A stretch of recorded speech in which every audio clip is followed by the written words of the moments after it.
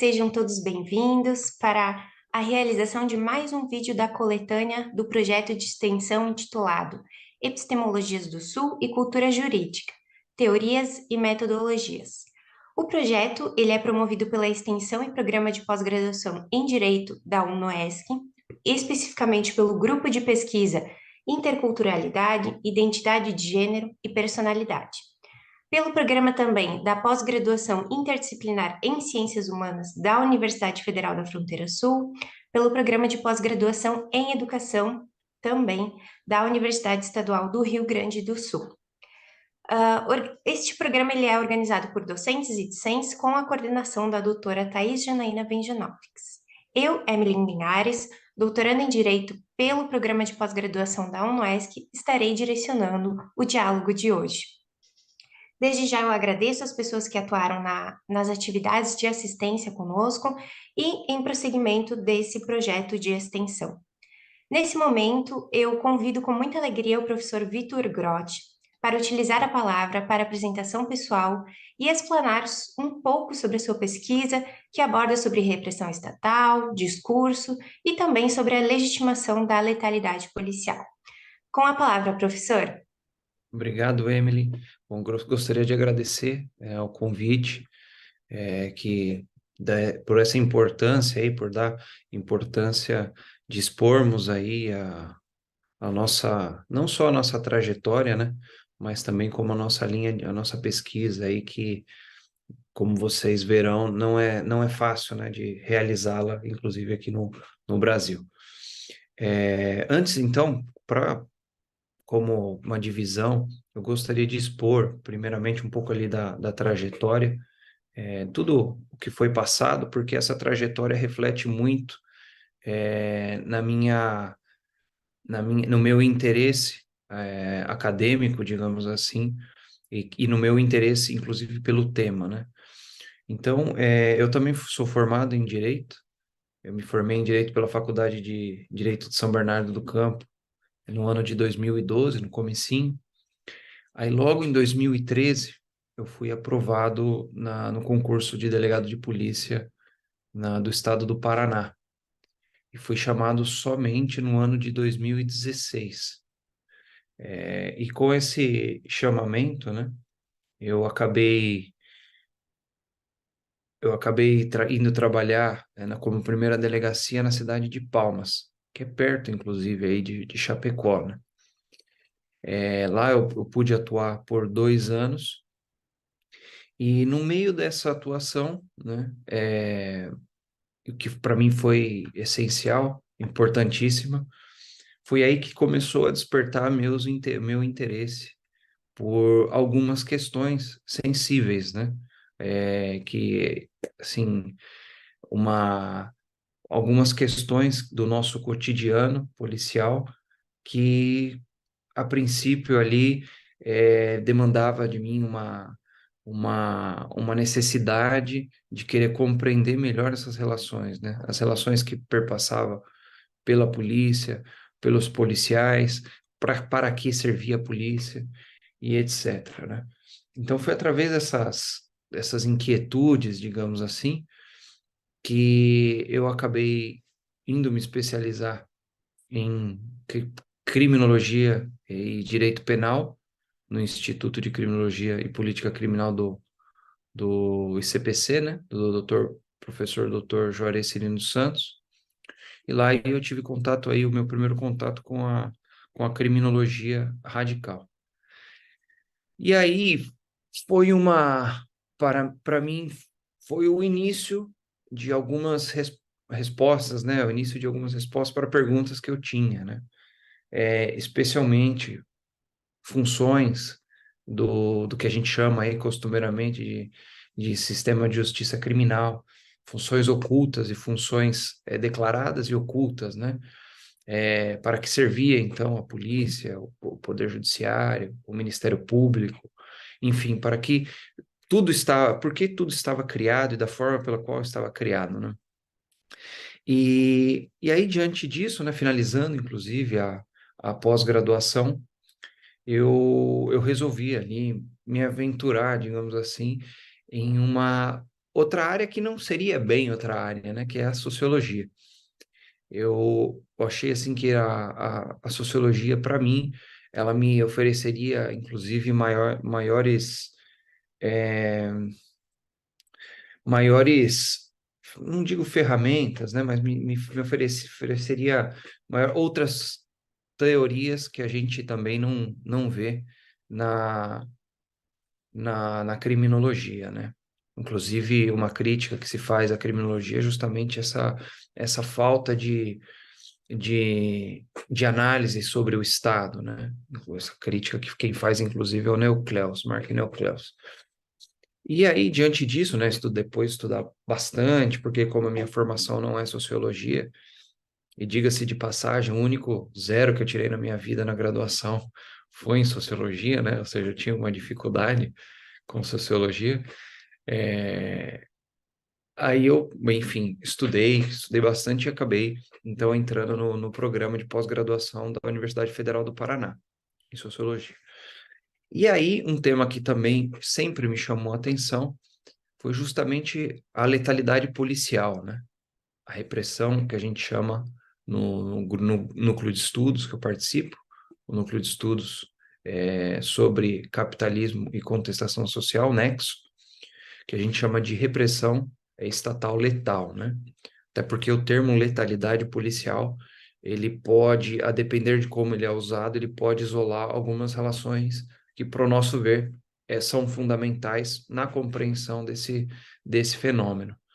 Então, já com essa proposta de estudar a letalidade policial, tendo em vista, inclusive, né, que o nosso estado, o Brasil, ele é o país que mais mata, né, através de sua polícia no mundo.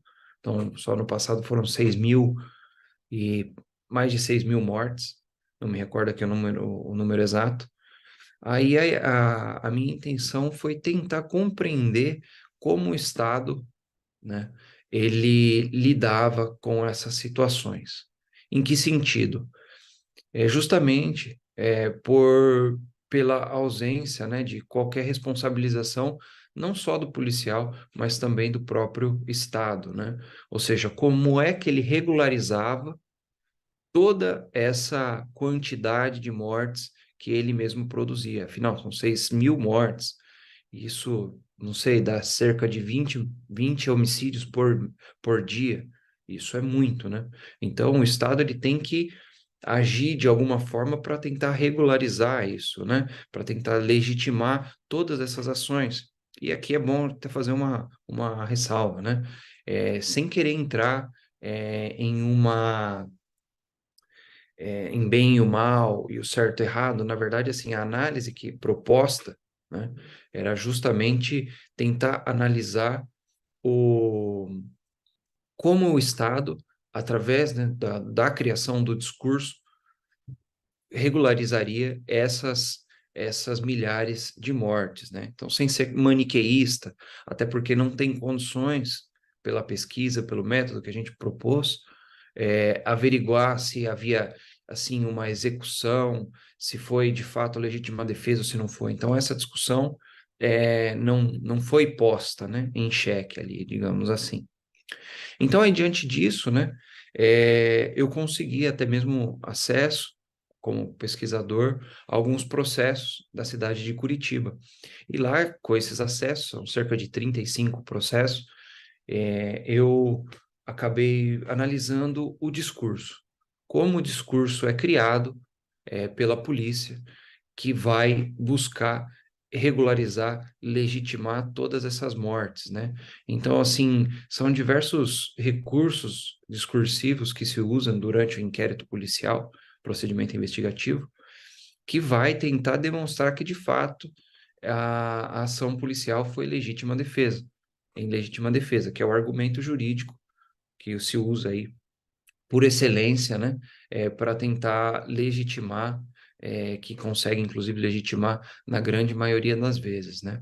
Mas o mais interessante, Emily, é que além, né, de buscar analisar essa questão, é, da forma, enfim, que foi feita pelo discurso, não é, de fato, um trabalho inédito, altos autores também que trabalharam com isso, como Orlando Zacconi, Michel Misse, outros autores que trabalharam com essa temática.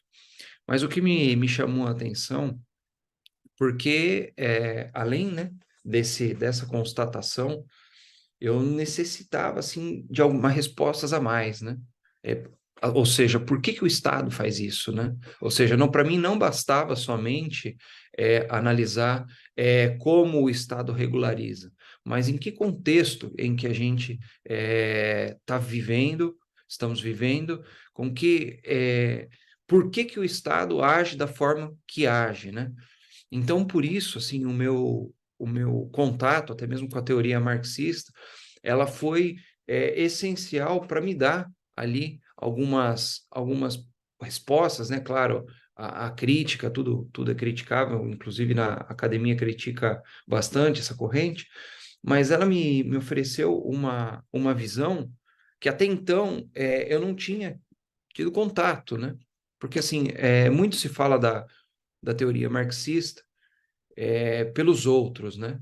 Mas Marx por Marx fala-se pouco, né? Então se fala-se Marx através de um autor, Marx através de outro, mas aí quando você vai estudar Marx a fundo, você percebe que que há interpretações pessoais da teoria marxista que, na verdade, até mesmo foge um pouco, né, da própria teoria marxista, né? E assim, esse contato, né, digamos assim, com o autor em si, e é claro, o autor que faleceu, né, em 1873, salvo engano, é, pegou o capitalismo até uma fase, né? Até a sua primeira fase ali de acumulação, mas isso não significa que a gente não consegue, a partir dele, fazer interpretações do como ocorre hoje, né? Tanto é que a própria noção de acumulação de capital e etc., isso contribui para que a gente consiga compreender a contemporaneidade. Então, assim, compreender a letalidade nesse contexto, né, é fundamental. E qual que seria, então, o contexto, né, ó, entre aspas, assim, o que que o período, a nossa sociedade atual, com as características que tem, contribui para essa compreensão? E aí, a gente vai perceber, né, que as características, assim, o capitalismo tem periodizações, né? Então, a cada período ele se apresenta de uma determinada forma. E dos anos 70 para cá, final dos anos 70 para cá, início, desenvolver nos países aí de capitalismo central, no nosso caso no Brasil, a partir dos anos 80, a gente vai percebendo que o Estado ele começa a passar por mudanças, né? Tanto é que no direito a gente fala bastante do welfare state, estado de bem-estar social, né? E esse welfare state, que a gente nunca vivenciou, diga-se de passagem, no Brasil, né? Mais nos países de capitalismo central, Estados Unidos e Europa, mas aqui aquela ansiedade, né, pelo desenvolvimento, aquele pensamento cepalino de que precisamos desenvolver e etc. Isso daí já foi tudo deixado de lado a partir dos anos 80 e incluir e migrar, né, digamos assim, e mudar a sua forma para o Estado neoliberal. E isso, para mim, foi uma interpretação que me ajudou bastante, né?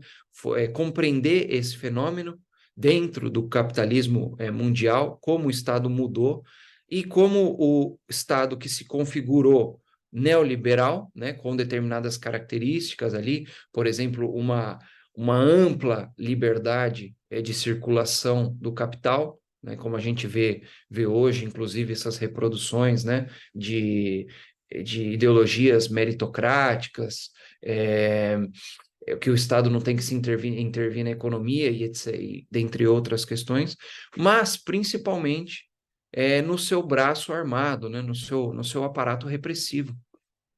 E se a gente for ver, Emily, é, toda a história do Brasil, do Estado brasileiro neoliberal, ele vai passar por um acréscimo repressivo. Ou seja, se a gente for ver lá nos anos 90, quem foi o responsável por consolidar no Brasil, né, o liberalismo, né, deixar estável, foi o Fernando Henrique Cardoso, né, através do seu governo, a gente vai perceber que já naquele governo, o Estado repressivo, né, o aparato repressivo, ele começa em uma crescente. Então, por exemplo, a criação das guardas municipais, né, e todo o poder já que se dá a ela, né, enfim, aí passa, muda o século, inclusive no próprio governo do PT, começando ali com Lula, aumenta-se também o aparato repressivo, e aí você percebe o encarceramento em massa, que começou com lá na década de 80, mas foi mais intensificado na década de 90, né? Além do encarceramento em massa, é, conferir amplos poderes de polícia a diversas instituições da segurança pública.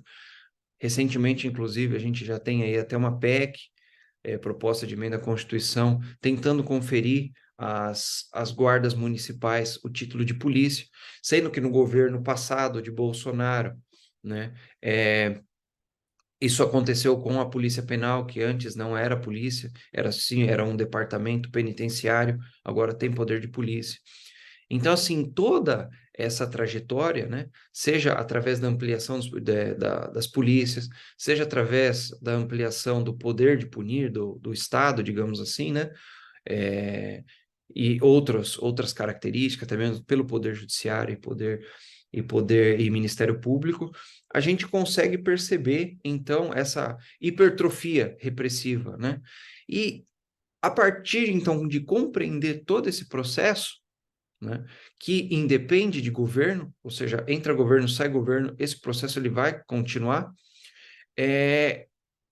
a gente consegue compreender, então, o porquê que o Brasil vem apresentando essa escalada repressiva, essa escalada no número de mortes, por exemplo, que é o número de homicídios que a polícia produz, né? Então, assim, e agora, né, tendo em vista tudo isso, todo esse aparato, essa teoria que a gente vai se aprofundando e sempre a gente tem necessidade de estar pesquisando, afinal nunca é suficiente, né? A gente sempre tem que estar pesquisando e se aprofundando na teoria, etc. Avancei, né? Terminei o mestrado, produzi, né, o livro, consegui publicar a minha dissertação através ali da publicação do livro Repressão Estatal e Discurso, uma análise da a legitimação da letalidade policial em Curitiba, em 2 anos específicos, porque eram os anos mais próximos e que eu conseguiria ter mais acesso a mais informações. E agora, né, parti também para o doutorado, e eu estou aqui, inclusive, na Argentina, pesquisando como se deu a repressão aqui entre 2003 e 2015, né? Que é o que a gente chama de repressão preventiva. A gente divide só de forma rápida, né? A gente divide ali a repressão estatal, nessa parte da policial, em duas frentes. Uma que é a contra-insurgente, que é aquela direcionada a movimentos sociais, quando há ali uma organização que busca pelos seus direitos, né? Então, isso a gente consegue ver, por exemplo, esse tipo de repressão ser efetivada nos protestos, como aconteceu no caso do Brasil aí com os professores em 2015, salvo engano, na cidade de Curitiba, que foram duramente reprimidos, né, pela polícia paranaense. E também tem a outra vertente, que é o que eu pretendo desenvolver no doutorado, que é a ideia de repressão preventiva. Que a repressão preventiva nada mais é que o quê? A fim, né, de regularizar essa sociabilidade, essa sociedade capitalista, é necessário, então, que a polícia ela atue de forma a disciplinar todos, de fato, para as classes, né, inferiores, as classes desprivilegiadas, esse aparato repressivo, com essa ideia de controle social e disciplinamento, né, em termos gerais, assim. Então, a gente vai estar avançando nesse sentido, inclusive o grupo de estudos nosso também tem essas frentes que estuda tecnologia no emprego o emprego da tecnologia pelo Estado, com esses fins, né? E, e basicamente é isso, Emily. Obrigada, professor. Eu estava aqui olhando um pouco a obra do professor, estou acompanhada dela, e eu gostaria que o professor comentasse um pouco mais sobre o discurso investigativo, sobre a escola de polícia, o que o professor constatou durante a sua pesquisa. Claro. Bom, começando então pela escola de polícia. A escola de polícia, na verdade, ela serve como uma espécie de formatação, né, ideológica ali dos alunos, né, dos policiais que foram contratados é, e que vão ser policiais depois de serem formados, né?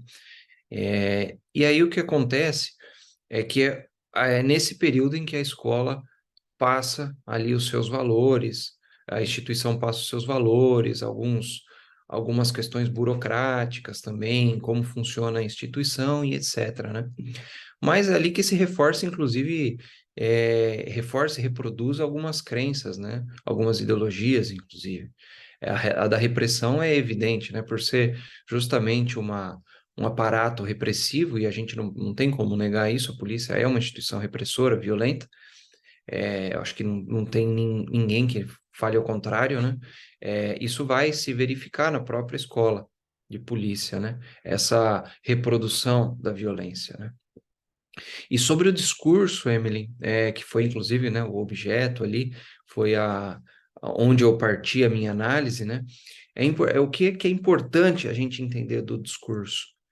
É que o discurso, ele serve em uma rede de interações, digamos assim, né? Por exemplo, a gente está aqui conversando, e eu vou tentar te transmitir uma mensagem, sabendo que você vai compreendê-la de uma ou determinada forma. E aí, é claro, aqui evidencia os meus valores, o discurso tem tudo isso, né? Tem valores, tem crenças, tem relações sociais que perpassam por isso. Então, por exemplo, no caso da polícia que cria um discurso da legítima defesa, ela vai criar utilizando os recursos possíveis, né, tendo em vista as expectativas de interpretação do Ministério Público e do Poder Judiciário, porque a ideia é regularizar, legitimar essas mortes, esses homicídios que foram causados pela própria polícia. Então, de nada adiantaria eu escrever algo, narrar uma história, enfim, o fato que aconteceu, se eu não compreendesse que esse discurso ele vai ser endereçado para alguém, para o Ministério Público, para o Poder Judiciário, e se eu não compreendesse como esses órgãos, como essas, que são, na verdade, são órgãos, mas são pessoas em concreto, né? Como essas pessoas compreendem determinados fenômenos, né? E aí, é claro, se eu produzo algo tendo em vista, se eu, como polícia, produzo algo tendo em vista as expectativas de interpretação deles, o que eles interpretam também produz efeito na gente, digo, na polícia, né? E diante dessa produção, é uma interação, você percebe toda uma interação. E o que acontece é o quê? O que foi verificado?